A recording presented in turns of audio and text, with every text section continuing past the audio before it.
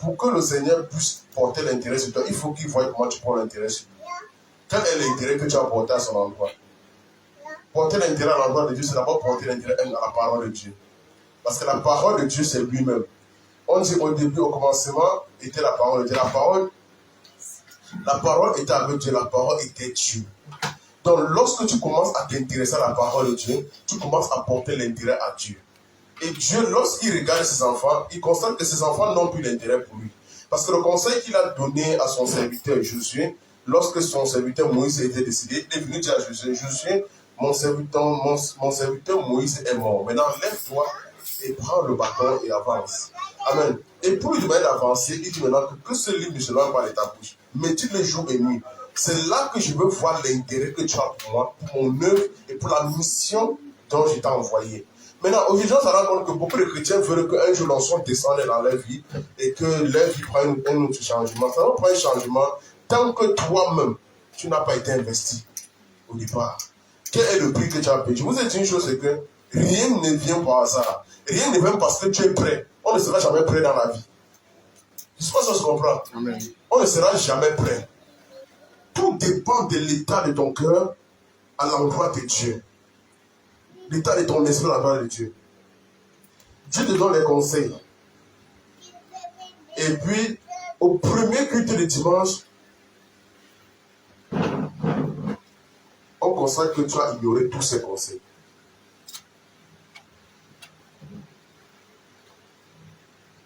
Vous savez, Dieu nous parle. Hein?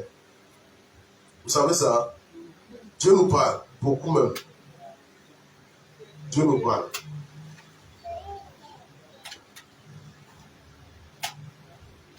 J'ai souvent du mal à faire comprendre certaines choses aux gens. Et puis, des gens prennent ça comme de l'amusement.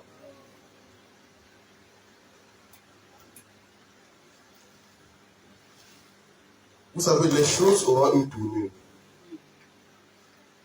Et une tournure désagréable.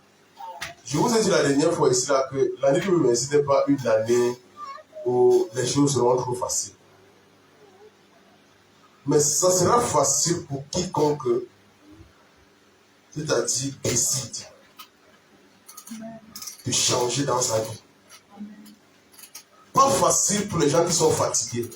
Pas facile pour les gens qui sont paresseux. Pas facile pour les gens qui sont lourds de corps ou d'esprit. Tu vas te rendre compte que l'année 2026 va passer, tu seras toujours dans tes mêmes combats, dans tes mêmes difficultés, dans tes mêmes challenges. L'année 2026 va passer, tu seras au même niveau. Tu seras toujours au point zéro, peut-être même plus bas.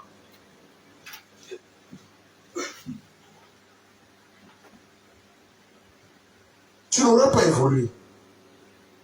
Pourquoi? À cause de ta désobéissance. C'est ta désobéissance. Ce n'est pas Dieu le problème. Vous savez, Dieu nous a tout donné. Hein? Dieu nous a déjà tout donné. Il nous a dit à la traversée, donne-toi tout entier. Tout entier. Ce n'était pas pour venir chanter. Ce n'était pas pour la publicité. Donne-toi tout entier. Ça veut dire que Dieu doit pouvoir voir. C'est-à-dire l'intérêt que tu portes pour lui. Pour son œuvre. Pour la mission. C'est pour ça que là, quelqu'un savoir quelle est la mission même pour laquelle Dieu nous appelle. Pourquoi Dieu veut qu'on se rassemble? On ne pourra pas me dire.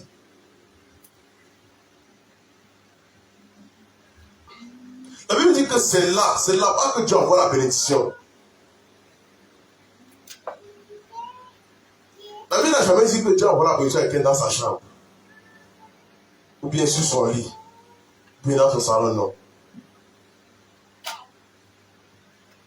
Dieu a toujours porté l'intérêt d'un peuple réuni. Réuni et uni. Parce qu'il ne suffit pas seulement d'être réuni.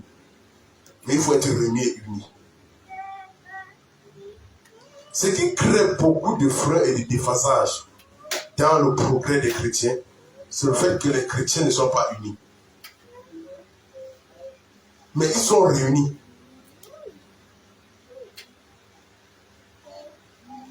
Beaucoup sont ensemble, mais ils ne portent pas les mêmes intérêts. Chacun vient parce qu'il a ses problèmes. Ou bien d'autres viennent pour le candidaton.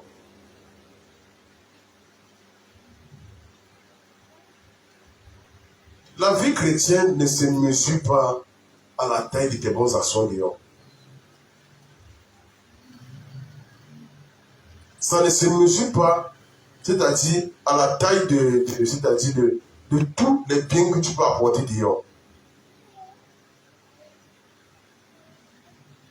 La première chose que Dieu demande à ses enfants toujours, c'est donne-moi ton cœur. Parce que tu donnes ton cœur à Dieu, Dieu va te donner l'intérêt. C'est-à-dire, il dit que décharge-toi sur moi tous tes fardeaux, tous tes problèmes, et je te donnerai mon joug, qui est tout léger. Automatiquement, Dieu va te donner un joug. Je ne sais pas si on se comprend. Et le joug de Dieu vient ici nous imposer de pouvoir nous intéresser aux autres. Dieu dit ceci. Je vous donnerai un commandement nouveau. Aime ton Dieu de tout ton cœur, de toute ton âme, de tout ton esprit. C'est-à-dire que tu dois aimer de tout ton être. Et le deuxième, il dit maintenant, aime ton prochain comme toi-même. Ok.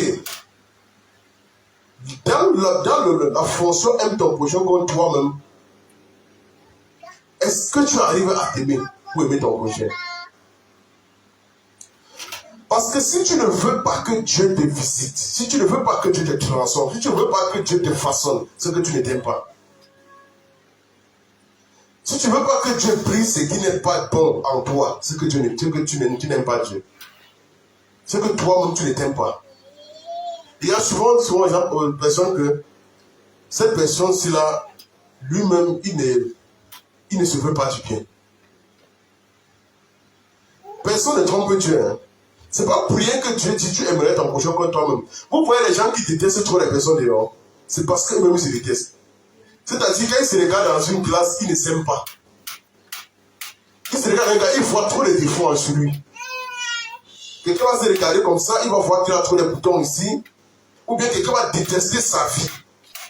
Pourquoi j'échoue beaucoup? Pourquoi je n'arrive pas à prospérer? Pourquoi? En fait, il se déteste dans beaucoup. Mais il n'est pas conscient. Hein. Il porte maintenant cette haine-là envers les autres. Ce qui veut dire que quelqu'un l'appelle, son langage, sa façon de parler est désagréable. Tu peux croire qu'il a des problèmes avec toi. Et vous dites qu'il n'a pas avec toi. En fait, le problème, c'est avec lui. Il a besoin de soins. C'est pour ça que Dieu arrive jusqu'à dire le cœur de l'homme est devenu malade, tordu, c'est-à-dire le cœur de l'homme a des problèmes. En fait, c'est pas parce que quelqu'un te parle mal qu'il t'en veut. Tu peux me dire que mais qu'est-ce que je t'ai fait? En fait, c'est lui qui est le problème. Il ne peut pas t'aimer comme lui. Parce que ce qu'il va t'attribuer, c'est ce qu'il attribue à lui-même. C'est pour ça que Dieu dit aime ton prochain comme toi-même. Quand vous voyez quelqu'un a du mal à aimer les autres, c'est parce que lui-même a du mal à s'aimer. Tu ne peux pas aimer quelqu'un quand tu ne t'aimes pas. C'est impossible. Tu ne vas donner que ce que tu as. C'est pour ça que Dieu dit, laissez-moi vous transformer afin que par votre caractère puisse transformer les autres. Dieu ne peut pas utiliser un vase qui refuse d'être transformé. C'est pour ça que Jacques dit, ne vous bornez pas à écouter seulement. Ne pense pas que c'est quand tu vas aller accomplir la loi d'hier. Dis que je ne peux pas donner les ceci, je ne peux pas apporter, pas pour cela que non, automatiquement ils iraient un jour béni. Ce n'est pas ça. Ce n'est pas ça. On ne se confond pas avec le monde. Il faut se laisser être transformé par le Seigneur. C'est très important. Amen. Il faut se laisser être transformé par le Seigneur. Et nous allons alors voir comment vaincre les ténèbres dans notre vie. Amen. Comment vaincre les ténèbres? Parce que Dieu n'a jamais créé l'homme pour subir. Je vous assure, Dieu n'a jamais créé l'homme pour subir. Il a établi pour dominer. Amen. Pour dominer. Mais le péché est venu voler cette domination. La domination qu'il avait placée en l'homme. Maintenant, puisque l'homme a perdu cela, il fallait maintenant que Jésus vienne restaurer cela. C'est pourquoi, au travers de cette victoire, je vais vous parler des 4 clés fondamentales pour dominer les ténèbres. Amen. Amen. Amen. Les 4 clés fondamentales, ce n'est pas avancé, c'est quelques clés qu'on va toucher, mais c'est très fondamental, très important. Je veux vous prêter vraiment l'oreille, parce qu'en cette année 2026, vous serez confrontés aux ténèbres. Il dit aux ténèbres.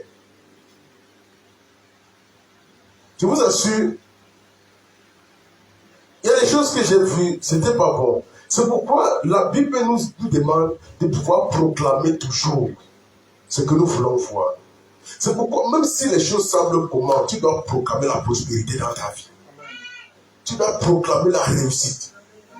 Même si c'est comment, tu dois proclamer, parce que si tu laisses un jour les ténèbres t'abattre et que tu ne prends pas le contrôle de ta vie, tu vas te détruire. C'est pour ça que vous avez vu, Jérémie a pu perdre tout un fort temps dans son ministère. Parce que Dieu lui donne des paroles qu'il peut répéter et dire non, je suis un vainqueur. Mais Jérémie passait de la vanter. Maudit sa vie, maudit ses parents, maudit le jour de sa naissance. Maudit. C'est-à-dire lever les léviathans dans sa vie.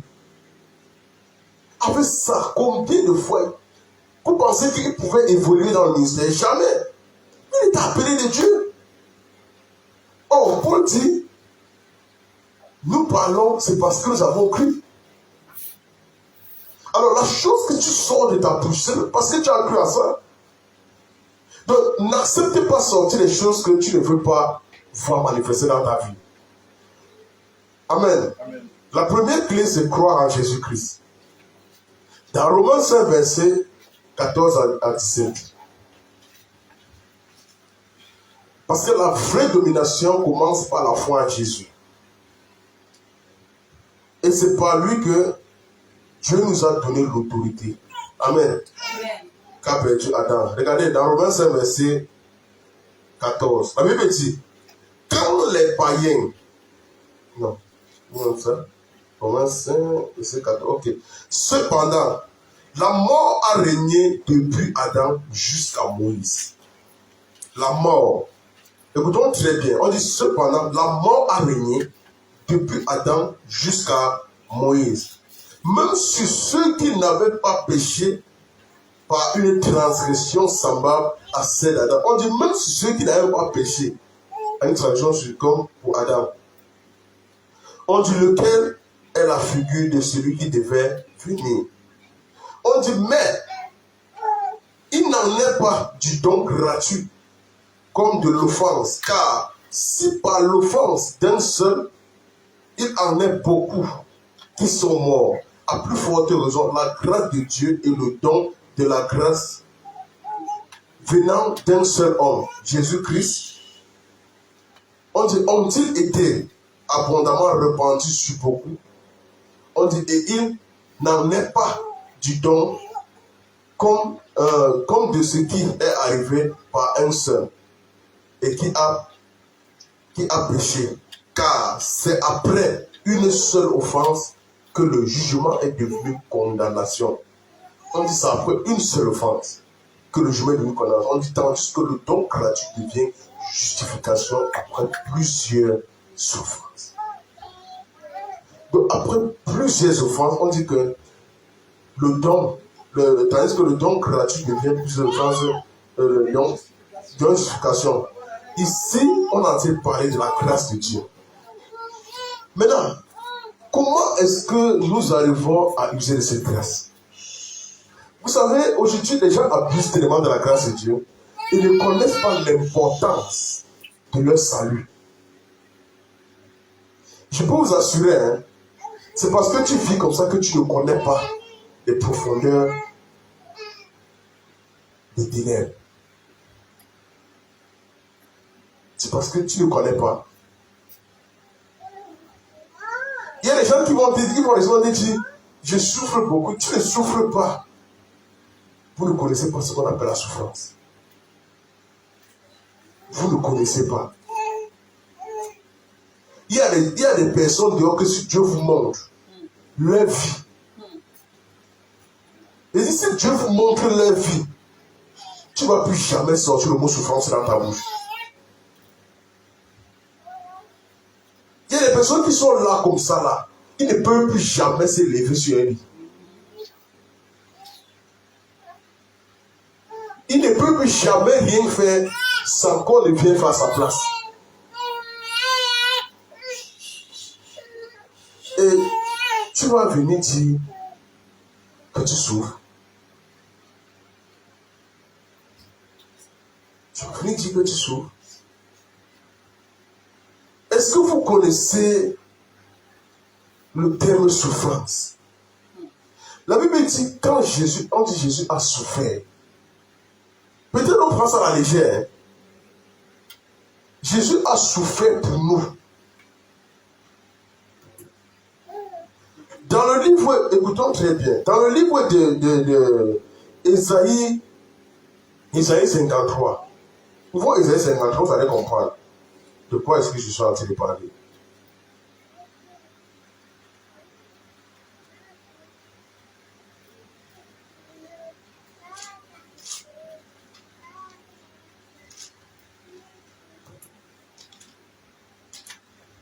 Dans Ésaïe 53,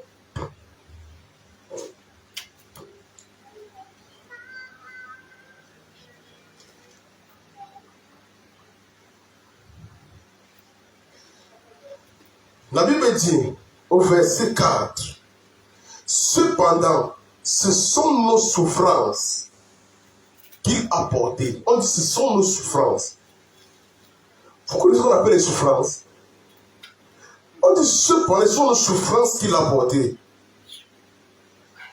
Un, c'est de nos douleurs qu'il s'est chargé. Deux, on dit maintenant quoi?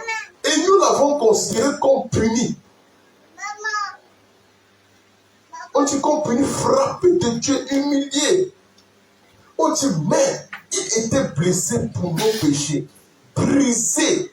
Donc, non seulement blessé, on dit brisé. On dit maintenant, Jésus est venu guérir ceux qui ont le cœur brisé. Donc, vous voyez que le cœur de Jésus a été brisé pour que le cœur des hommes ne soit plus brisé. Amen. Je ne sais pas si on se comprend. Amen. Jésus a été brisé. On dit brisé pour nos iniquités. C'est-à-dire une désobéissance. Brisé. On dit le châtiment que lui donne la paix est tombé sur lui. Le châtiment, c'est qui vient nous donner la paix, qui vient nous accomplir dans la paix. Ce châtiment est tombé sur lui. C'est pour ça qu'on parle de souffrance, de douleur, d'abandon, de punition. Jésus a tout porté. Il a tout porté pour toi. Maintenant, quel est l'intérêt que tu montres qu'il n'a pas fait ça pour rien? Quel est l'intérêt que tu montres? Qui reste aussi comprend que vraiment je n'ai pas fait ça pour rien dans la vie de cet enfant, dans la vie de X ou de Y. Dieu te dit une simple chose, porte mon joug, tu es capable de porter. Une seule chose, hein, il dit porte mon joug. Il dit bon, maintenant que tu es venu à moi, c'est bien. Maintenant, porte mon joug, ça qui va te justifier. Parce que c'est ma grâce qui te suffit. C'est pour ça que nous avons vu dans Romains. Ça, nous avons vu dans Romains 5 là, on dit ceci, c'est que, regardez, on dit, il n'en est pas du don, comme de ce qui est arrivé à un seul qui a péché, car c'est après une seule offense que le jugement est devenu condamnation, tandis que le don gratuit devient justification, après plusieurs offenses.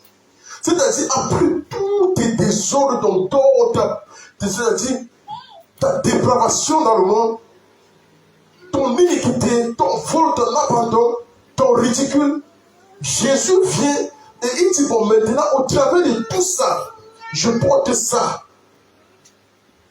Parce qu'à cause d'un seul homme, toutes ces choses sont entrées dans le monde. Mais je viens aujourd'hui porter toutes ces souffrances toutes ces douleurs, tous ces brisements, je viens porter. Maintenant, qu'est-ce que tu donnes à Jésus pour que Jésus maintenant ait l'intérêt de te guérir? Il a l'intérêt de transformer ton âme. Qu'est-ce que tu lui apportes? La seule chose que je lui demande, c'est que porte mon joug. Il dit, si quelqu'un veut venir après moi, qu'il se charge chaque jour de sa croix. Qu'il renonce à lui-même. Qu'il se charge chaque jour de sa croix. Amen. Mais quelle est la croix que tu te charges avec? La croix, c'est la responsabilité. Hein. La croix, c'est la mission. Chacun va répondre de sa croix. Chacun. Ma croix n'est pas ta croix. Ma croix n'est pas ta croix. La croix, c'est qu'on ne parle pas tous le même jour. Je ne veux pas, grâce à Dieu, il va me prendre. Maintenant, le jour où tu vas achever, il va te prendre. Maintenant, si tu vas aller répondre de ta croix, quelle est la dimension de croix que tu as portée? Il y a des personnes qui sont là, ne connaissent même pas leur croix. Est-ce que alors tu as cherché à comprendre quelle est ma croix? Vous pensez que la croix c'est réussir dans le monde? Vous pensez que la croix c'est pouvoir aussi s'offrir, c'est-à-dire une belle maison, bien une belle voiture? C'est pas ça la croix. Hein? Et pour les gens souffrent, les gens se tuent pour ça. La croix ce n'est pas ça. Ça, ce ne sont que les bénéfices ou les conséquences qui sont attachées à la croix. Parce qu'on dit que tous ces choses vous accompagneront. Du moment où vous allez porter la croix, c'est accepter d'abord le jour de la mission de Jésus. Maintenant, quelle est ton jour? Quelle est la mission que Jésus t'a confiée? Pourquoi ça? C'est pour ça que les gens n'ont aucune responsabilité dans l'œuvre de Dieu. Aucune responsabilité. C'est-à-dire un engagement moral conscient qui va les imposer dans leur être de pouvoir s'attacher au Seigneur. Ce qui fait en sorte que tu es prêt à manquer l'œuvre de Dieu et à ne jamais rater ton jour de travail, c'est parce que tu as un engagement au travail. Devant un homme, tu as un engagement. Je ne sais pas si on se comprend. Devant un homme, tu as un engagement au travail. Mais si l'homme peut te soumettre à ce point, Dieu est comment devant toi? Et si un homme peut soumettre des hommes à pouvoir venir, un homme peut me dire que le dimanche, vous venez à l'église. Oh, le musulman, tu ne peux pas lui dire vendredi à 12h. Va au travail. Monte, tu descends. Bêta, tu le renvoies. C'est que là, ce n'est pas pour lui. À moins que c'est un musulman infidèle. Je vous assure, il y a des jours dans votre vie que même la maladie n'a pas le droit de toucher. Et si même c'est-à-dire le malaise n'a pas le droit. Parce qu'en dormant la nuit, tu dois dormir avec un cœur en louange, un cœur en célébration, sachant que je vais aller à la rencontre de mon Seigneur encore demain, participer à l'œuvre de Dieu. En fait, tu dois te réjouir. Il y a des jours auxquels tu dois affirmer, c'est-à-dire la seigneurie de Dieu dans ta vie. Tu dois affirmer la présence de Dieu dans ta vie. Comment est-ce que tu arrives à affirmer la présence de Dieu? Tu manques de foi. Tu manques de foi. Si un homme peut t'imposer à ne pas venir, ou bien deux, si un transport peut t'imposer à ne pas venir, au point où tu attaches la honte à toi et tu es incapable de dire mon frère, je manque de transport, est-ce que tu peux m'aider? J'ai envie de communier. J'ai envie de communier. Est-ce que tu peux m'aider? Je veux arriver. Il faut essayer avant que tu comprennes à la fin que personne ne t'a aidé. C'est pas pour rien que Jésus dit que je te donnerai une nouvelle famille. Si avec cette famille, vous êtes incapable de... C'est pour ça qu'il dit que Ne soyons pas seulement là comme les hypocrites à nous réunir, mais soyons unis.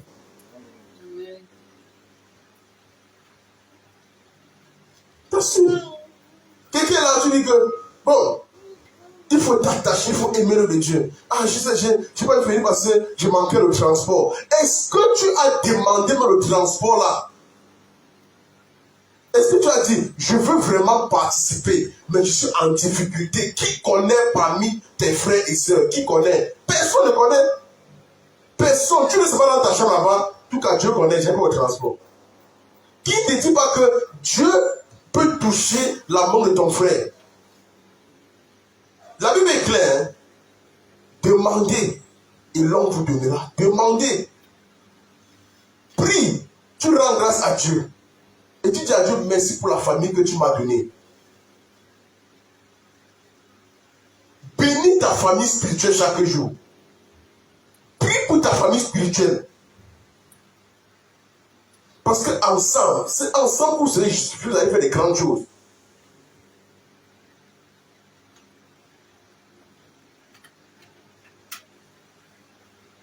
Amen. Amen. Donc personne n'aura raison. Et dis bien personne. Personne.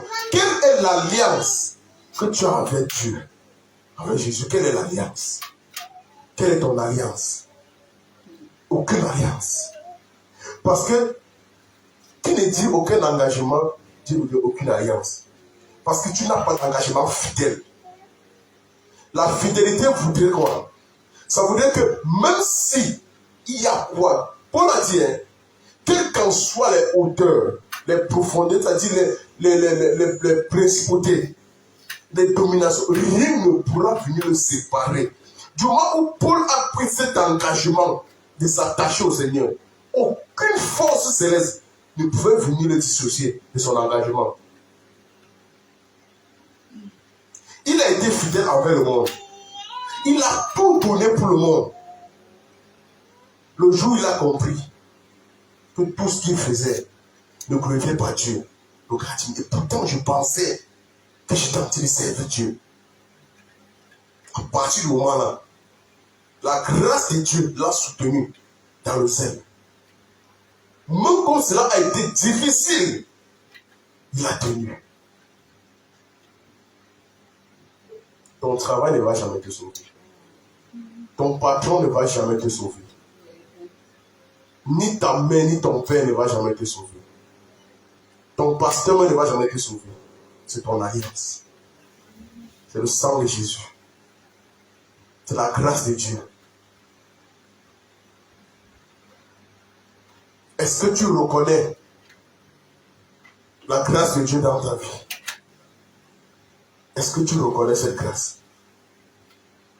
Parce que j'ai dit, la première clé, c'est de croire d'abord en Jésus-Christ. Dans Romains 10, verset 9. Attendez, j'ai lu le verset 17 ici, là. On dit, par le français d'un seul, la mort a régné par lui, à plus forte raison.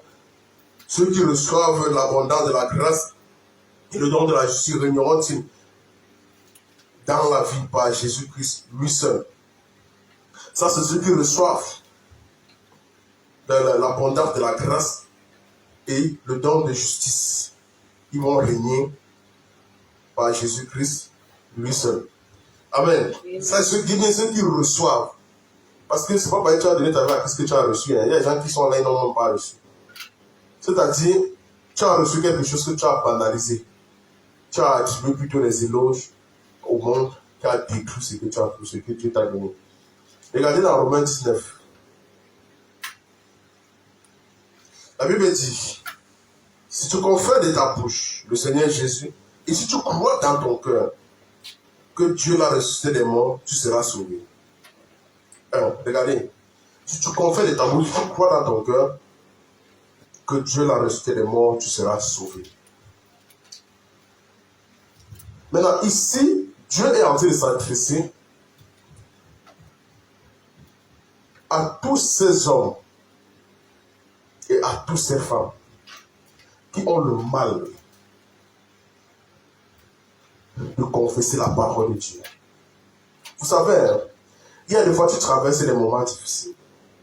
Est-ce que pendant que tu traverses un moment difficile, la parole de Dieu prend tout le dessus dans ta vie. Ou bien c'est les lamentations qui viennent prendre le contrôle. Ou bien ce sont les émotions qui dominent dans ta vie. Quand on parle de sauver ici, le sauver ne s'arrête pas à partir du jour où tu as donné ta vie à Jésus. Le sauver vient toujours à partir du moment où tu acceptes et tu confirmes ta consécration. Ça veut dire quoi? S'il y a un souci qui se lève devant toi, s'il y a un vent, s'il y a une montagne, confesse la présence de Dieu. Confesse Jésus. Confesse la puissance de Dieu. Confesse le règne de Dieu dans ta vie. Parce qu'il y a des choses que ça arrive et ça prend de l'ampleur dans notre vie parce que nous prenons la peur, nous mettons devant. Oh, Jésus dit, si moi je suis venu dans le monde, c'est pour que toi, tu ne dois plus être victime de la peur, esclave de la peur. Parce que la peur est un outil que Satan utilise pour faire entrer, c'est-à-dire toutes sortes de problèmes, de calomnies, de maladies dans ta vie. La peur.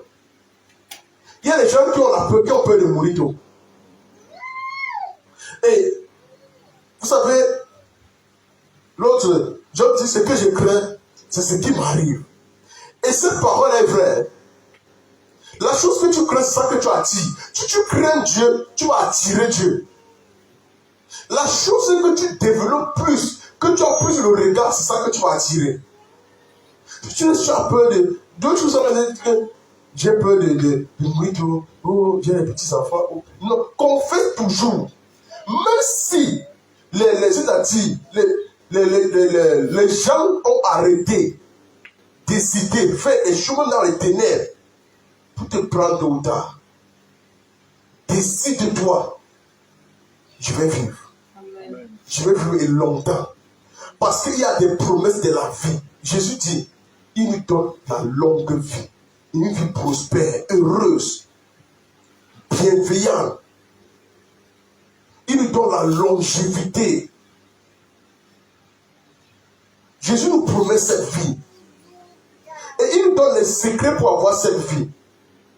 Maintenant, si, dans le moment où tu constates que cette peur-là vient en toi, non, il faut que tu confesses la vie en Jésus, parce qu'aucune personne ne peut t'arracher cette vie. Si ce n'est toi-même qui confie. Jésus dit, j'ai offert ma vie. Maintenant, si quelqu'un vient prendre la vie là, c'est que c'est toi qui as donné. Personne ne peut t'effrayer de la vie que Jésus t'a donnée. Personne. C'est pour ça qu'il faut croire au salut que Jésus t'a donné. Crois à ton salut, sois stable dans ton salut. Ne tergiverse pas. Parce que Jésus t'a fait un don gratuit, éternel. Et si tu crois que la vie de Jésus est éternelle, alors attache-toi à cette vie. Attache-toi à sa santé. Confesse toujours la santé, la victoire de Jésus dans ta vie. Ne crois jamais que quelqu'un d'autre peut venir te corrompre l'esprit en te disant que Jésus t'a sauvé partiellement. Non. Jésus t'a sauvé de manière éternelle.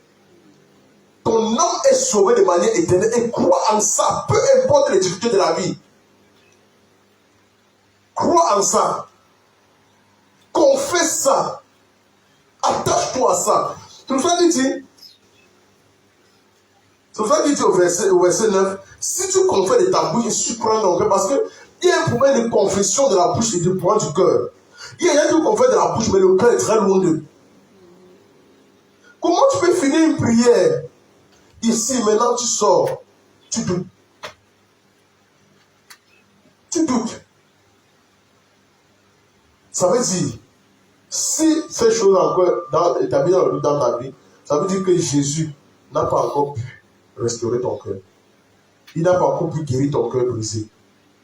Alors tu as besoin de venir à la source.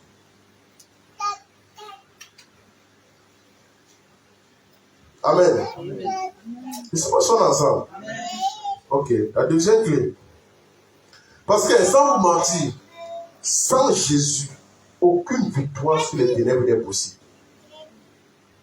Il faut d'abord croire en Jésus. La deuxième clé, c'est comprendre le royaume de Dieu.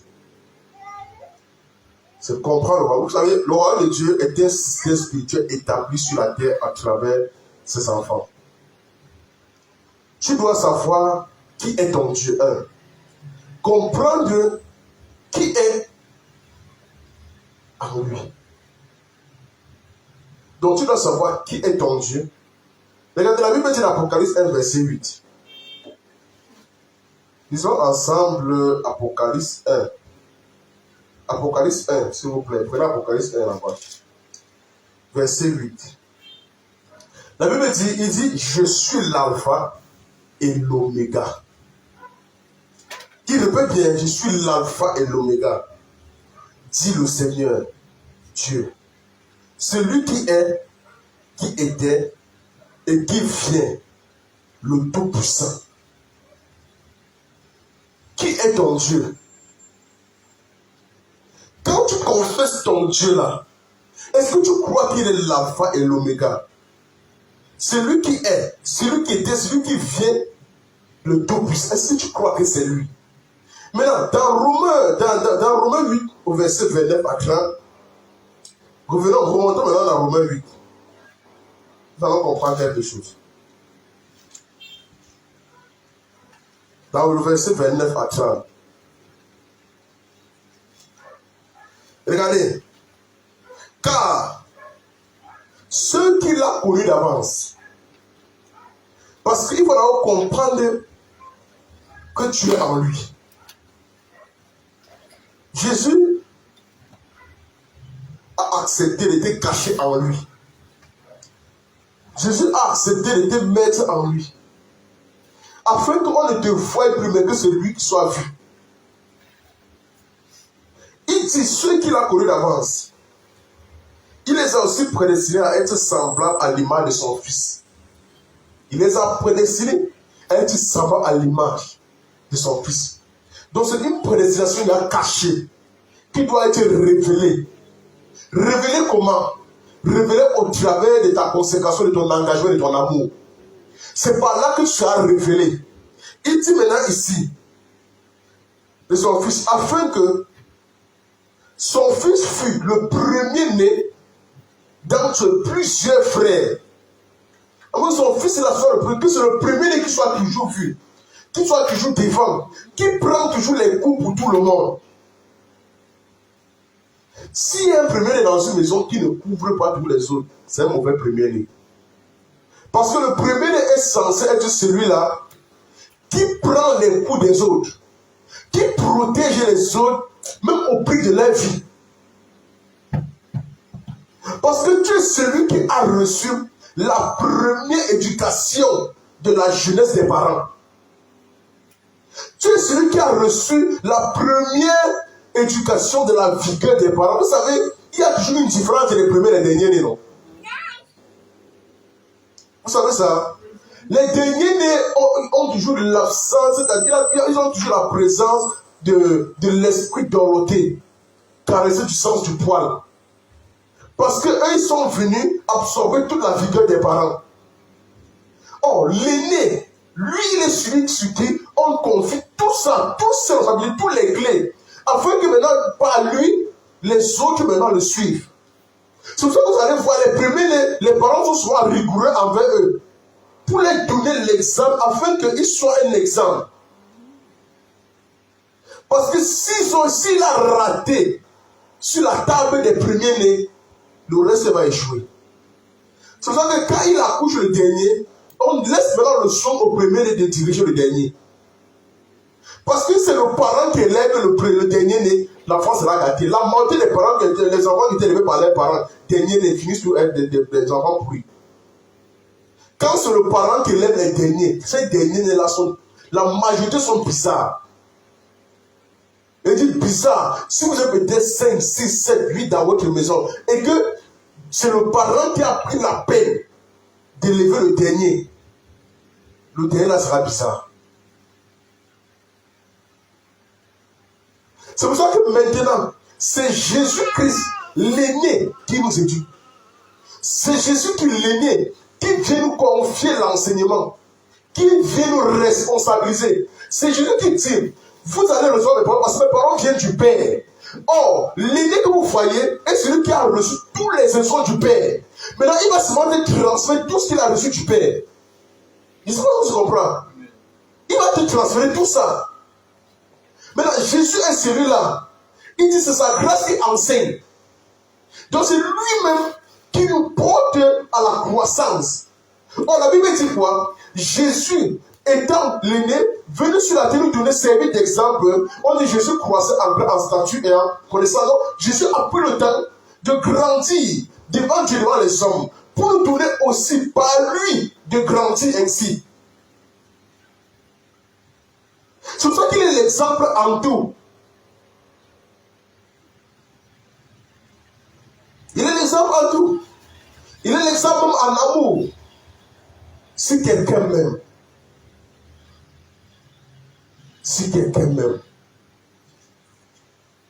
qui peut m'aimer. Si quelqu'un m'aime, qui l'aime ma parole. Si quelqu'un m'aime, qui met ma parole en pratique. Il est l'exemple. Parce qu'il a dit à Dieu, j'ai fait tout ce que tu m'as envoyé. Fais sur la terre. Il dit, je veux que toi et moi nous soyons un, afin que eux-mêmes aussi, ils soient un, afin que maintenant, ils réconcilient à moi, on formera un ensemble, le corps du Christ. On s'en rend compte aujourd'hui. L'Église est l'organe le plus divisé de la terre.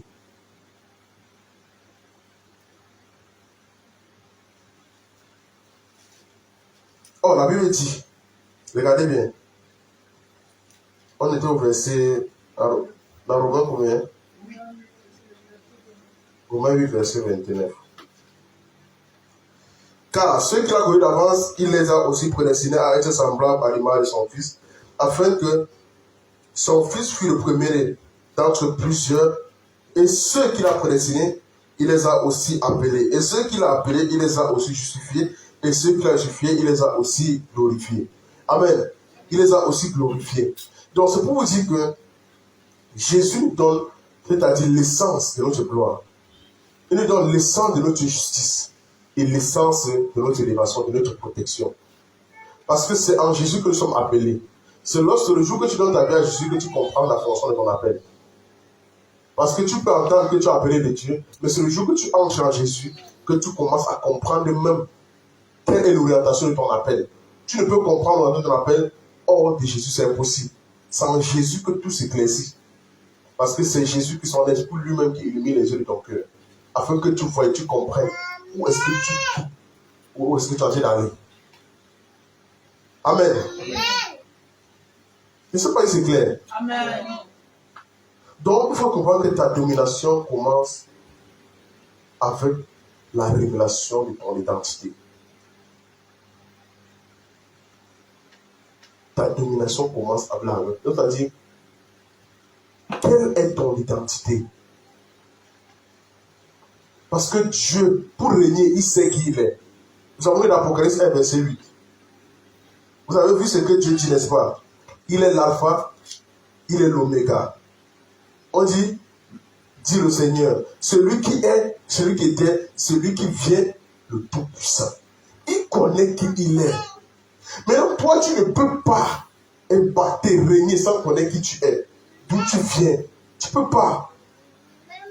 Quelle est ton identité? Quelles sont tes valeurs?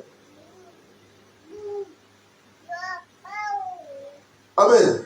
Maintenant, la troisième clé est l'une des clés vraiment très primordiales à comprendre. La troisième clé. Et je veux que ce soit très clair là-dessus. Parce que si nous n'avons pas la possibilité de comprendre où est-ce que Jésus nous attend, on ne saura pas attendre Jésus à ce lieu-là. Nous allons toujours vadouiller. Nous allons toujours vadouiller. C'est pour ça que les gens ne sont pas stars, même dans leur service. Les gens ne sont pas stars. Tu as écouté le morceau que j'ai composé hier. Tu as écouté ça, n'est-ce pas? Tu vois, moi je parle des gens qui ne sont pas stars. Où je les fais comprendre que ce n'est pas un homme qui sauve, c'est le sang de Jésus. C'est sa croix. Parce que Dieu, lui, reste toujours fidèle. Le problème des hommes, Il dit que le problème des hommes, c'est leur fidélité.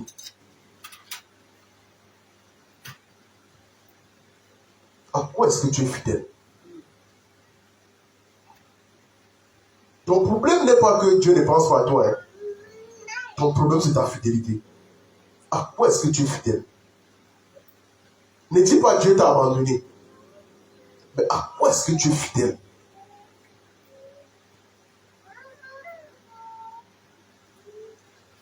Écoutons très bien. Autrefois, dans laquelle mon autrefois, c'est l'application des principes du royaume.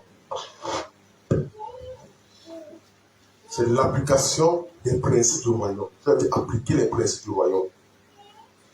Cette clé est vraiment très essentielle et très primordiale. Très important. Le royaume fonctionne par des lois spirituelles. Vous savez, on dit que le spirituel a des lois et c'est respecté. Et ces lois-là sont soumises à la foi. Parce que la foi, la foi ici est le facteur qui te garantit dans le succès de tous les principes divins. La Bible dit quoi? Dans Ephésiens 6, à partir du verset 11. À partir du verset 11, il dit que revêtez les armes de Dieu. Et au verset 12, il dit quoi? Prenez aussi le bouquet de la foi avec lequel vous allez éteindre tous les traits enflammés de l'ennemi. Pourquoi est-ce que la foi te garantit le succès à ce niveau? Pourquoi est-ce que la foi, c'est-à-dire c'est l'élément principal pour te donner la victoire? Pourquoi il n'a pas dit prenez par-dessus tout l'amour avec lequel non? Il dit prenez par-dessus tout la foi. C'est-à-dire revêtez la foi avec lequel vous allez éteindre tous les traits enflammés de l'ennemi. Tous les traits. Ça veut dire quoi? Peu importe la nature des attaques démoniaques dans ta vie, la foi a la capacité de transcender, c'est-à-dire de repositionner toutes choses. Si tu subis, c'est parce que tu n'es pas stable dans la foi. Regardez, j'ai dit, le royaume fonctionne par les lois d'espace spirituel. Donc, dans les lois spirituelles là, qui sont régies au travers de la foi et de l'autorité, tu vas comprendre que la foi est importante, mais l'autorité est essentielle. Il y a l'autorité de Christ qui doit être vécue dans ta vie, qui doit être visible dans ta vie. Je vous ai dit une chose. Il y a des trucs que dans la vie, si tu ne prends pas au sérieux, vous savez, il y a des fois, tu peux parler à l'enfant, ou bien tu peux parler à quelqu'un. Tu dis à la personne que non, je ne veux pas que tu fasses ça. La personne prend compte de l'amusement, n'est-ce pas? Mais c'est le jour où tu te lèves et tu dis, je te demande de ne plus jamais faire ça. Tu vas s'arrêter un instant. Vous savez, le monde spirituel obéit beaucoup à l'autorité. Les esprits méchants, les esprits impurs, les dominations, les principautés, les autorités, ils respectent tout ce qu'on appelle l'autorité suprême. Si tu ne revers pas l'autorité suprême, tu ne peux pas. C'est pour ça que Jacques dit, vous écoutez beaucoup, vous comprenez beaucoup, mais vous appliquez moins. C'est pourquoi vous êtes toujours affligé à ce point. C'est parce que tu ne connais pas qui tu es. Parce que si tu connais qui tu es, tu sauras qu'il y a des personnes qui n'ont pas te parler n'importe comment. Il y a des personnes qui te parlent stop à distance. Tu arrêtes. L'autorité n'est pas régie en fonction des lois de ce monde. Ou bien des classements de ce monde. L'autorité spirituelle est plus grande. C'est ça que ça se comprend. L'autorité spirituelle est plus grande.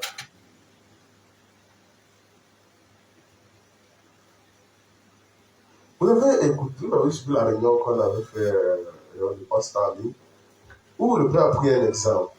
Et il a dit, il y a un pasteur qui faisait, c'est-à-dire, un pasteur d'une assemblée qui faisait son service normalement, mais il n'était pas plus grand aux yeux de Dieu. Aux yeux de Dieu, Dieu s'était choisi une femme, au fond cachée, une sentinelle. Vous avez suivi l'histoire là? Qui dans le plan spirituel pouvait arrêter les desseins, arrêter dans le monde spirituel pour le pasteur. Cette femme était plus grande que le pasteur. Au point où c'est Dieu qui lui dit, il doit être frappé, c'est parce que cette femme est intéressée pour toi. Est-ce que vous avez suivi ça? Si. Mais cette femme-là, dans le monde physique, qui est établie devant elle? C'est le pasteur, non? Mais pourquoi dans le monde spirituel, Dieu n'a pas consulté cette femme pour que cette femme est intéressée pour le pasteur? Parce que la voix de cette femme compte dans l'esprit. C'est pourquoi lorsque tu veux marcher, ne regardez pas les grades physiques ou bien les grades qu'on t'a établis avec. Ton grade spirituel soit plus grand que tu ne peux imaginer. La Bible dit que Dieu fait au-delà de ce qu'on peut penser ou imaginer. Le plus souvent, Dieu te met même au plus bas niveau pour te donner la capacité d'être plus grand spirituellement. Je ne sais pas si on se comprend. Vous savez, les héritiers sont souvent ceux que les parents, la moitié des parents conscients, avertis, conscients de toutes choses. Pour que les enfants ils partent mettre là où l'enfant sera bien traité dans l'esclavage. L'enfant ne va pas connaître le plein bonheur que les serviteurs vont connaître. Donc les serviteurs là, il leur donne bien l'honneur pour qu'ils ne se doutent de rien. Mais le vrai héritier quelque part. Il n'a même pas conscience de son héritage. Il est marginalisé. La qualité de tes souffrances marque la portée de ta grandeur. Il y a des choses que tu ne peux pas comprendre maintenant. Mais donne-toi l'occasion de chercher Dieu. Donne-toi l'occasion de méditer. Donne-toi l'occasion de découvrir ton identité. Ne regardez pas tout ce que vous voyez là. Hein. Pasteur, assistant, pasteur, ceci, de quoi. Ne regardez pas. Je ne veux pas que vous regardiez. Le titre ne va jamais te sauver. Ça ne va jamais te sauver. Que ce soit diacre, administrateur, tu ne vas jamais administrer Dieu au ciel. Tu sais ce que je comprends? Tu vas administrer les biens de Dieu comment?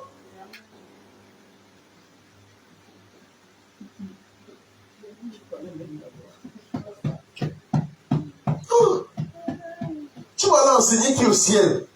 Toi qui dis que tu es pasteur en faisant la parole, tu gonfles là. Tu vas aller enseigner Dieu au ciel. Tu vas enseigner qui? Toi qui dis que tu es diacre, c'est sur la terre. Donne-toi de comprendre les lois spirituelles.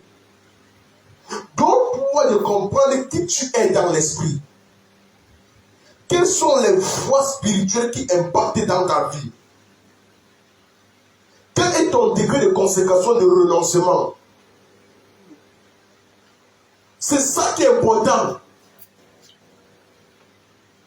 C'est pas le fait que tu es président, directeur qui fait en sorte que Dieu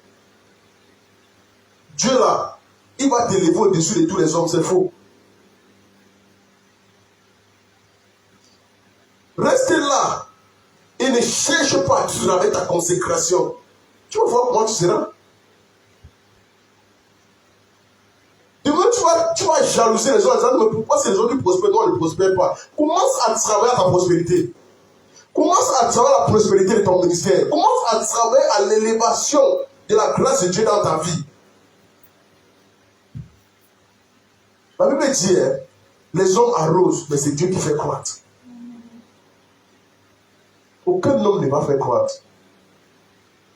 Parce que tu peux cultiver le maïs en saison sèche. Tu peux arroser en saison sèche, mais si Dieu décide, ça ne va pas grandir, ça va grandir. La personne qui fait grandir, c'est Dieu. Alléluia. Amen. Oui. Dieu sait ce qu'il fait. Tu mets 4 graines de maïs au sol. Dieu fait, il dit, ok, je vais envoyer l'oiseau, il va enlever 2 graines. C'est les 2 graines qui vont bien donner. Ouais, il y a des fois, tu vois, il y a beaucoup de tas de maïs, mais tout ne donne pas bien. Non? Ce n'est pas ça. Mais il y a là où ça va pour donner un. C'est le 1 là qui donne bien, la tige là qui monte, ça donne bien. Tu vas te plaindre que l'oiseau vient retirer. L'oiseau là. En fait, Dieu envoie l'oiseau retirer ce qu'il n'a pas produit. On dit Dieu nourrit les oiseaux du ciel. Plus fort que sont ses enfants. C'est pour dire que même l'oiseau est intelligent. Je sais, en envoyant l'oiseau dans ton champ, dans ta plantation, tu vas voir l'oiseau venir retirer 3 graines, laisser 1 graine, 2 graines, laisser 2. C'est là. C'est pas ça. Mais si tu es chiche même dans la semaille, tu n'auras rien.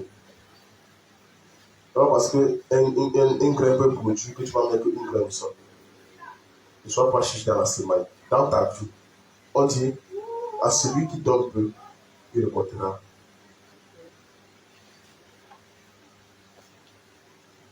Amen. Ne sois pas chiche dans la semaille. Apprenez à s'aimer dans l'abondance, afin de récolter aussi dans l'abondance. Amen. Donc, quand tu parles avec foi, les ténèbres obéissent. Quand tu parles d'autorité, les ténèbres se soumettent. Amen. J'ai bien dit, c'est 2 façons différentes. Quand tu parles avec foi, les ténèbres obéissent. Et quand tu parles avec autorité, se soumettent. Maintenant, dans Marc 11, verset 22, regardez Marc 11. Toi et moi, lisons Marc 11.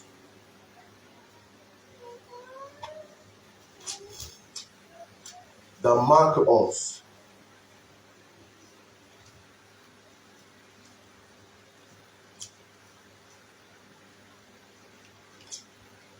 Dans Marc 11, verset 22. Regardez. La Bible dit, Jésus prit la parole et leur dit, ayez foi en qui? En Dieu. Il prend la parole et il leur dit, ayez foi en... La foi est très importante. 23. Je vous le dis en vérité, si quelqu'un dit à cette montagne, ôte-toi de là, et jette-toi dans la mer, et s'il ne doute point en son cœur, le problème ici, c'est le doute. Le problème, ce n'est pas que tu n'as pas parlé. Hein. Le problème se retrouve dans la racine de ton cœur, du doute. Parce que si tu as dit à ce problème que ça s'arrête, ça suffit, ça va obéir. Il dit, s'il ne doute point, le problème de la foi dans le règne de l'esprit, c'est qu'il faut avant que tu as les difficultés à voir tes paroles s'accomplir, c'est le doute. Qui va me dire le contraire? Est-ce que tout ce que tu dis, tu crois trop au fond de ton cœur? Il faut que tu commences à travailler ton assurance. Pour détruire le doute, il faut travailler l'assurance. Parce que si tu ne travailles pas l'assurance, je peux t'assurer. La Bible dit que la foi est une ferme assurance. Si l'assurance n'est pas travaillée dans ta vie, n'est pas, c'est-à-dire mise à un autre niveau qui va éteindre le doute, tu ne peux jamais prendre le dessus. On dit l'assurance, ce qu'on ne voit pas, une démonstration de cela, des choses, c'est-à-dire, ce sont des choses inimaginables. La foi, la capacité de crier. C'est pas la foi qu'on crée des choses. C'est pas la foi qu'on amène les choses invisibles au visible. C'est pas la foi. Parce que si lorsque la guerre était en train de se passer, Josué, il dit, maintenant là, que le soleil s'arrête. Non, même la nature a compris que il faut que la terre là s'arrête. Qu'elle ne tourne plus pour que le soleil reste à son ombre.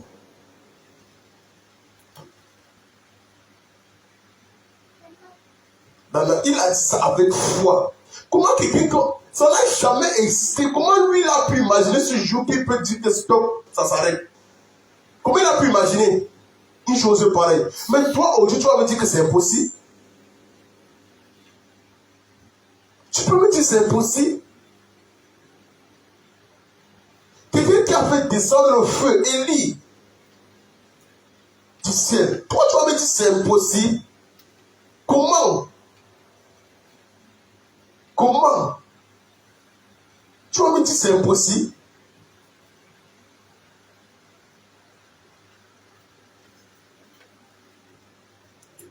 Nous marchons avec des anges. Hein. Nous leur donnons des instructions spirituelles. Hein, selon la volonté de Dieu. Parce qu'ils sont ici pour nous aider à accomplir la volonté de Dieu. Pas ta volonté. Parce qu'eux aussi seront jugés. Et Jésus dit, je vous le dis en vérité, si quelqu'un dit à ces montagnes, et s'il ne tout point dans son cœur, mais croit qu'il, ce qu'il dit arrive, alors il verra s'accomplir. Donc s'il croit que ce qu'il dit arrive, il le verra s'accomplir. Mais est-ce que tu crois alors? Dans Tite 2.15, regardez Tite 2.15. Parce que pour le moment, vous ne croyez même pas qui vous êtes.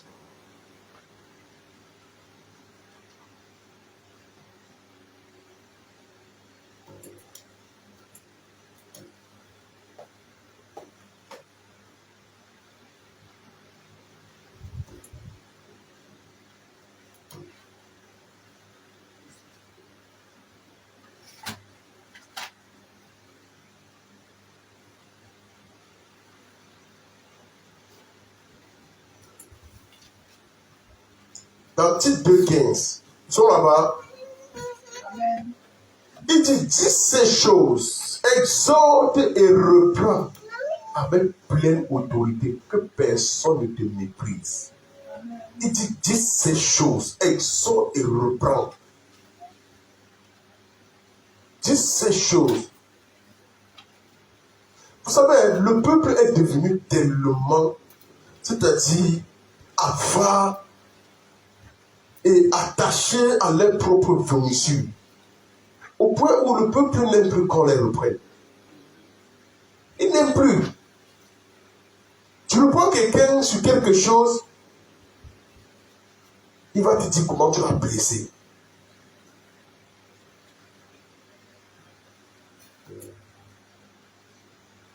Au point où de nos jours, on ne sait plus comment parler à certaines personnes.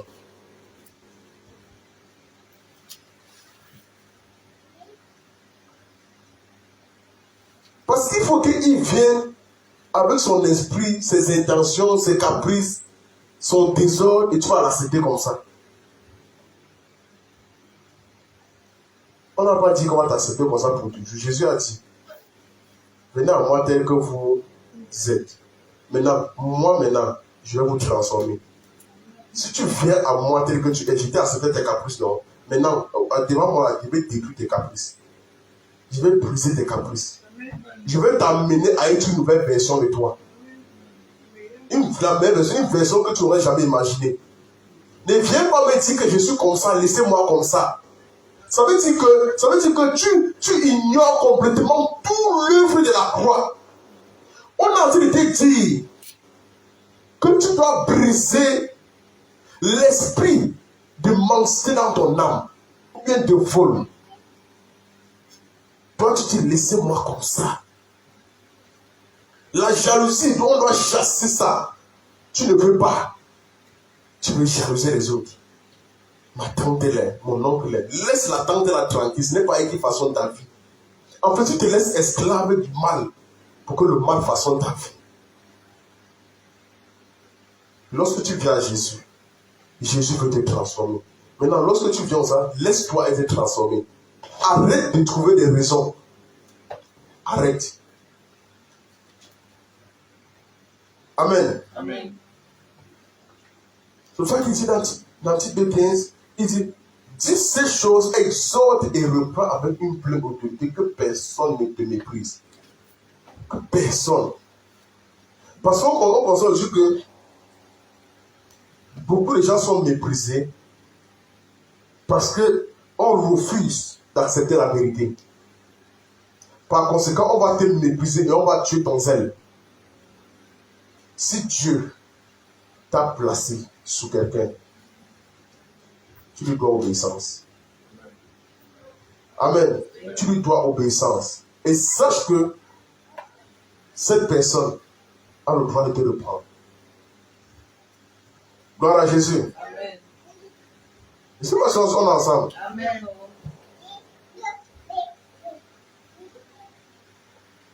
Vous voulez seulement que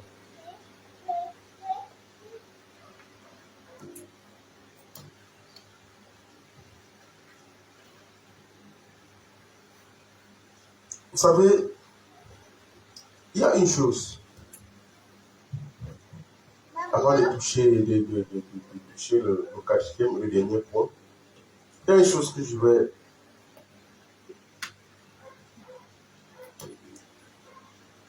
vous montrer. Je parle souvent d'où tu peux appeler ça, n'est-ce pas? C'est ça, non?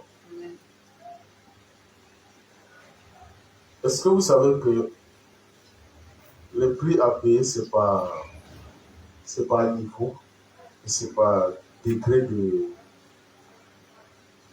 c'est-à-dire par degré d'utilisation. Il y a certains prix que si tu n'as pas payé, tu peux manifester certaines grâces. Amen. Le premier prix à payer que Dieu agrée, c'est le prix de l'abandon. Si le prix de l'abandon n'est pas visible dans ta vie, il y a des choses que Jésus ne peut pas dire de son visage. Il ne peut pas te confier, il ne peut pas te donner, il ne peut pas te faire confiance. C'est-à-dire, rien dans ta vie ne peut t'appartenir. Ni tes plans, ni tes rêves. Plus rien ne t'appartient. Dans tout ce que tu fais. Il faut comprendre que lorsque tu as payé le prix de l'abandon, il faut que l'onction de Dieu qui doit venir doit coûter ta propriété. Tu n'as pas été propriétaire de toi-même. Le deuxième prix à payer, c'est le prix de l'obéissance. Si l'obéissance n'est pas visible, tu ne peux pas manifester la grâce de Dieu normalement. Même quand ça fait mal, il faut obéir.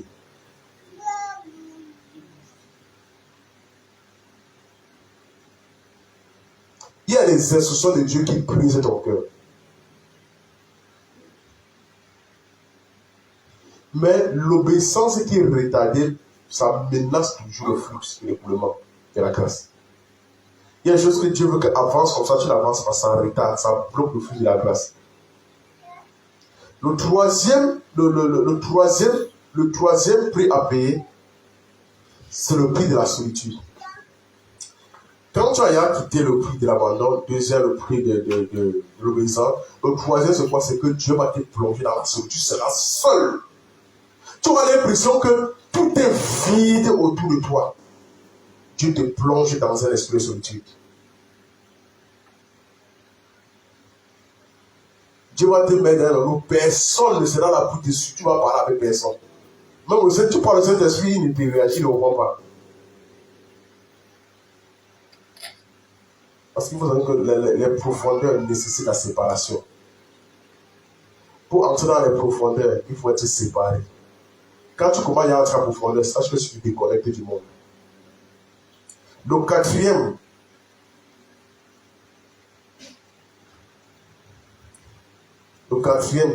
c'est le prix d'être mal compris.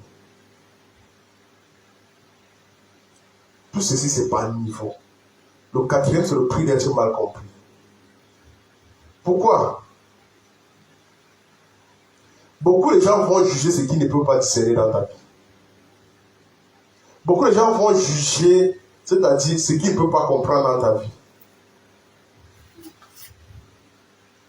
Il faut apprendre à laisser Dieu expliquer pour toi. Apprends à ne pas avoir d'explication pour tout dans la vie. Laisse Dieu expliquer pour toi. Le cinquième prix à payer, c'est le prix du brisement. C'est l'autre là alors où on dit à Dieu que toi et moi, notre route ne se sépare. C'est le prix là que quand les serviteurs de Dieu arrivent là-bas, ou bien un chrétien engagé qui veut atteindre les profondeurs. Dès qu'il arrive là-bas, le gars dit que bon, vraiment, j'avais lu la notice, mais le niveau c'était flou. C'est maintenant que je vois la vraie notice. C'est ça, on entend la vérité. La notice est compliquée, non? Quand il s'agit maintenant du prix du prisonnier, ça devient dur. Ça, c'est le 5e. Vous savez, hein, quand il s'agit du prix du prisonnier, le succès ne guérit pas le prisonnier. Quelqu'un peut avoir le succès dans la vie, mais il est brisé dans son âme. Correctement, copieusement, sauvagement. Le succès ne guérit jamais le brisement. Au contraire, ça approfondit même. Tu vas te dire, mais j'ai tout ceci, pourquoi j'ai subi tout ça? C'est ça, non?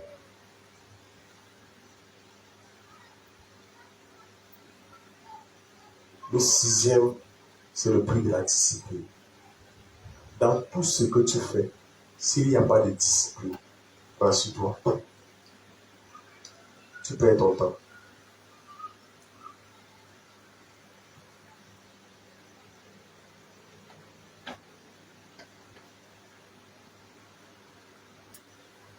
Sache que ta négligence coûte.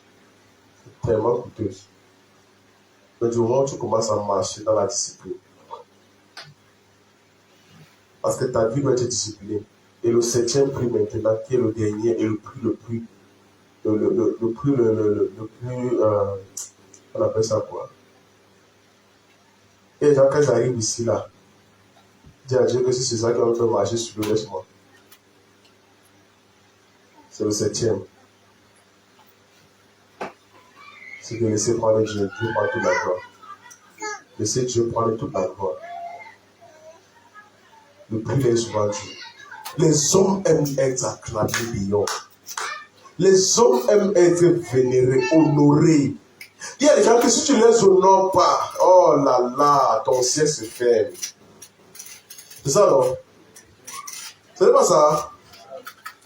Il y a des gens que si tu ne les honores pas, il y a des gens que si tu as dit, tout le monde veut regarder que tu ne m'as pas honoré. En fait, c'est-à-dire, l'honneur là, il ne dit même pas que non, Seigneur, toi, non, c'est que l'honneur là, il réclame. On ne réclame jamais l'honneur. Laisse Dieu t'honorer. Amen. Laisse Dieu. Il faut renoncer au droit de toutes ces choses. Au droit d'honneur, au droit de gloire, tout ça. On a ça. Parce que quand Dieu va commencer à t'utiliser, Dieu seul sera vu au travers de toi. Personne.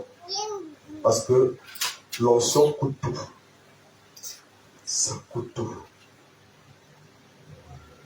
Mais elle vous donne Jésus en retour. Ça coûte tout votre vie. Tout ce à quoi tu pourrais t'attacher, ça te coûte. La seule chose que ça te donne Jésus. Et quand tu as Jésus, tu as la vie, tu as l'assurance, tu as l'abondance, tu as la prospérité, tu as l'élévation. Donc en Jésus, on dit tout est été, c'est-à-dire toute ta vie comprendra la plénitude. Donc Jésus a tout pleinement en lui. En Jésus, tu as l'amour, tu as l'assurance, tu as la paix, tu as la bonté, la bénédiction, tu as tout. Bon, dis-moi que si tu as Jésus, tu demandes encore quelque chose d'autre. Tu as encore trouvé au-delà de ton âme parce que Jésus n'est pas encore ancré dans ton cœur. Tu as des problèmes encore dans ta vie parce que Jésus n'est pas encore bien formé à toi. Le 4e et le dernier point, c'est cultiver la présence de Dieu.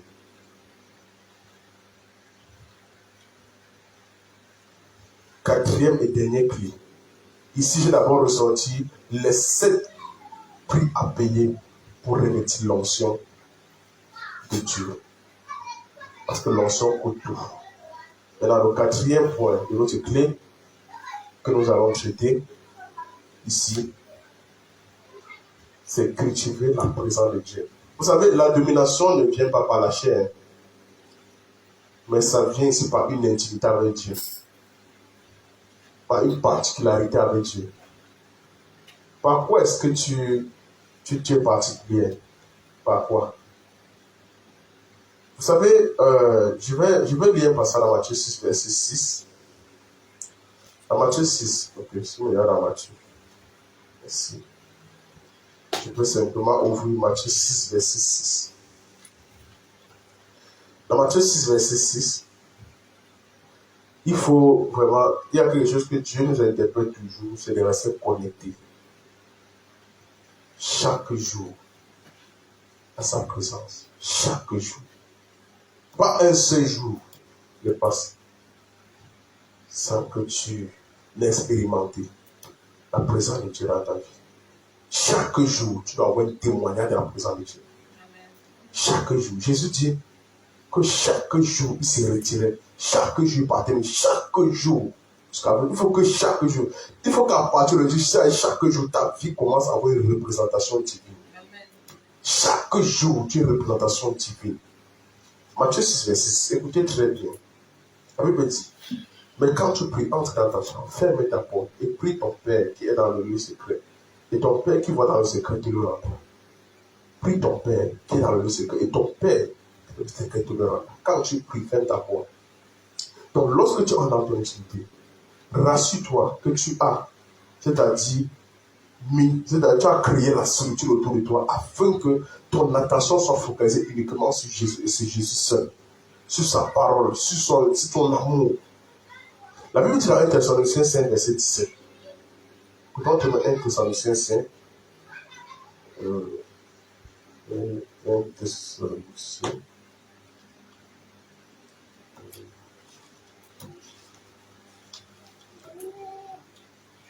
Un Thessaloniciens 5, c'est ça, verset 17. Verset 17 à verset 19. Il dit, priez sans cesse. Au verset 16, il dit, soyez toujours joyeux. Verset 17, priez sans cesse. Ça veut dire, quand il dit, soyez toujours joyeux, ici, il nous interpelle à notre état d'âme. Il faut que ton âme soit toujours en joie. Développe la joie constante. Il dit, soyez toujours joyeux, priez sans cesse. Rendez grâce en toutes choses, car c'est à votre égard la volonté de Dieu en Jésus qui n'éteignez pas l'esprit. Il y a des gens qui ont éteint l'esprit dans leur vie. Je vais traiter ici là le volet d'éteindre l'esprit si l'année prochaine. Vous allez comprendre ce qu'il veut dire éteindre l'esprit. Il dit, n'éteignez pas l'esprit. Parce qu'aujourd'hui, ça va compte que beaucoup de personnes ont travaillé à éteindre l'esprit de Dieu dans leur vie. On éteint l'esprit de Dieu du moment où on commence à s'affectionner aux choses du monde, à s'éloigner de Dieu. Tu éteins l'esprit. Quand les choses du monde ou bien les facteurs de Dieu ne prennent le dessus dans ta vie, tout ce qui concerne Dieu, si tu peux banaliser l'œuvre de Dieu aujourd'hui, mais t'attacher plus à honorer les gens du monde, à honorer le patron du monde, tu n'honores pas le patron des patrons, tu es à mort depuis. Tu as déjà éteint l'esprit depuis. Je peux vous assurer, hein, le jour où le Seigneur m'a parlé d'éteindre l'esprit ici, j'ai compris que 99,99% des chrétiens de l'église ont éteint l'esprit. Même les pasteurs. Ici, 99,99% ont éteint l'esprit.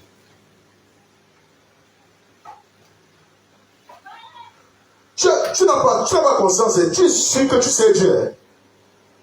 Tu es sûr que tu es avec lui. En fait, tu sais Dieu sous forme de loi, pas par amour. Tu sais Dieu parce que des responsabilités t'ont été confiées. Je ne sais pas si on se comprend.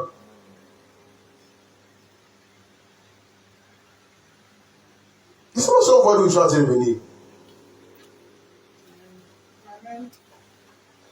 Il y a quelqu'un qui peut venir à l'église uniquement parce qu'on a dit que passe au marché et achète la fleur, on attend ça à l'église aujourd'hui.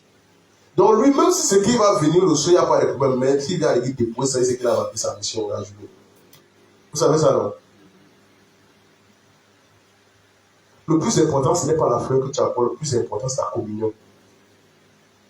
Le plus important, ce n'est pas c'est-à-dire les dons que tu apportes. Le plus important, c'est ta communion. Le plus important, ce n'est pas la décoration que tu peux apporter. Le plus important, c'est ta communion. Où as-tu communié avec Jésus?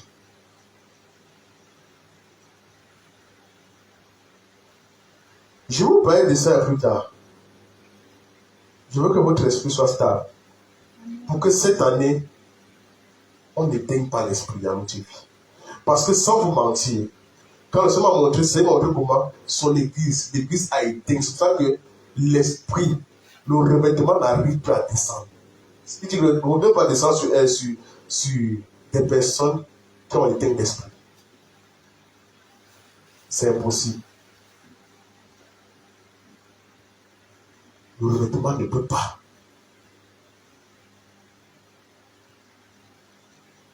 Il y a souvent, je vous pose des questions bizarres. Je vous dis, mais pourquoi tel n'aurait pas dû venir comme ça pour dire pourquoi il vient seulement faire des choses? Moi, ça ne me sert à rien. Ça ne me sert à rien. Ça ne me sert absolument à rien. Ce qui est important d'abord, ce que tu dois centraliser dans ta vie, c'est ta communion. C'est ta communion, c'est ton intérêt pour ton intimité, ton amour. Ne sers pas Dieu parce qu'on attend que tu fasses ceci, non. C'est Dieu parce que tu aimes Jésus. Tu n'aimes pas Jésus parce que tu n'as jamais expérimenté. Jamais.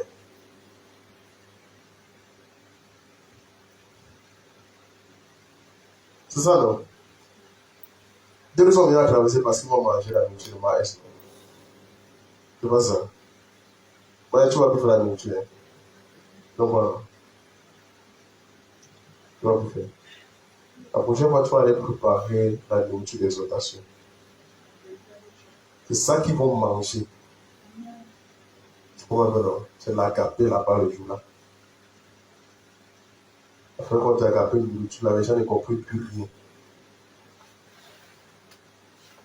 Les gens ne viennent que pour ça. Parce qu'après, les paquets pour entraver. La nourriture que tu as préparée, si les gens sont entravés, tout ça. MAS. Si les gens sont entrés toute ta nourriture, tu vas parler.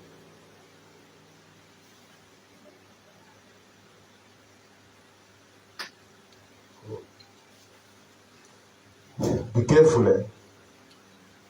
Be careful. Dieu attend beaucoup de ses enfants. Mais le problème, c'est que ses enfants s'investissent très peu. Parce qu'un cœur qui brûle de la présence de Dieu fait fuir les ténèbres. Donc, si tu n'as pas tous ces 4 clés, tu ne peux pas repousser les ténèbres dans ta vie. Tu ne peux pas vaincre les ténèbres. Donc, si les 4 clés sont mises en application dans ta vie, tu auras la victoire sur tous les ténèbres qui vont chercher à s'élever dans ta vie. Que Dieu vous bénisse au nom de Jésus.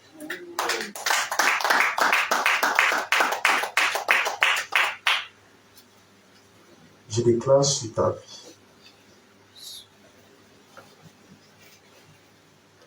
que tu marches désormais dans l'autorité, dans la lumière, dans la consécration, dans l'obéissance, la puissance et la victoire de Dieu. Les ténèbres ne domineront plus jamais sur toi au nom de Jésus-Christ. Car tu règnes avec Jésus. Les forces invisibles ne t'atteindront plus jamais au nom de Jésus-Christ. Tout complot qui sera forgé contre toi, lorsque ces clés seront positionnées comme bouclier dans ta vie, ne seront jamais ton partage au nom de Jésus. Je prie afin que la grâce de Dieu, qui est le don gratuit, attire toujours la justice de Dieu dans ta vie au nom de Jésus-Christ. Peu importe les complots, peu importe les complicités du monde satanique, la justice de Dieu viendra toujours t'élever au nom de Jésus-Christ.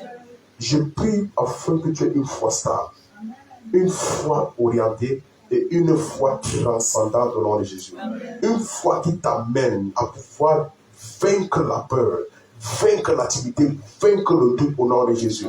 Une foi qui s'attache à l'assurance au nom de Jésus, afin de pouvoir ramener les choses invisibles à l'invisible au nom de Jésus-Christ. Je t'établis dans la royauté, je t'établis dans la divinité, je t'établis dans la prospérité au nom de Jésus. Et je prie afin que la grâce de la prière, afin que l'esprit de prière, l'amour de Christ vienne en toi et te donne d'expérimenter les dimensions de méditation, de consécration et d'intimité au nom de Jésus-Christ. Je prie afin que l'amour de Dieu puisse venir t'élever au-dessus de toute force qui vient contraire à la grâce de Dieu au nom de Jésus. Papa, je te dis merci, oh Dieu, pour ta main étendue dans la vie.